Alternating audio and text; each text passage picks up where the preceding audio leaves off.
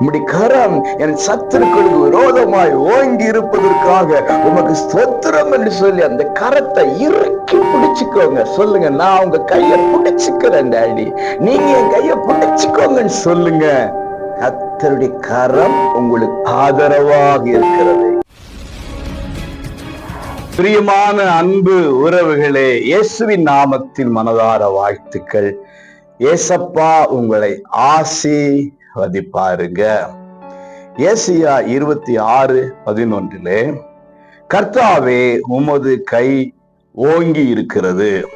பிரியமானவர்களே, இன்னைக்கு நீங்க சொல்லலாம், என்னை சுற்றிலும் இருக்கிற பலருடைய கைகள் எனக்கு விரோதமாக ஓங்கி இருக்கிறது. என்னை அடிக்க கைகள் ஓங்குகிறது, என்னை குற்றப்படுத்த கைகள் நீட்டப்படுகிறது, என் மீது ஒரு கரையை சுமத்த கைகள் நீங்கி இருக்கிறது.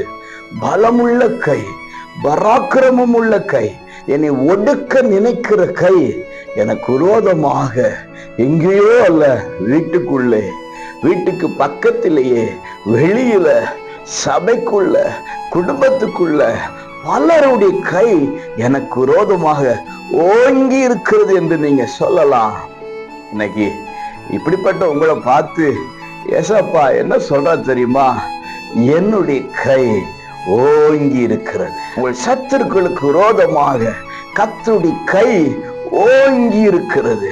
உங்கள் சார்பாக கர்த்தருடைய கரம் ஓங்கி நிற்கிறது. கர்த்தருடைய கரம் உங்களுக்கு ஆதரவாக இருக்கிறது. அப்புறம் ஏன் கவலைப்படாதீங்க. நன்மையை அவருடைய கரத்தால இன்றைக்கு பெற்றுக் கொள்ளுங்க. God bless you.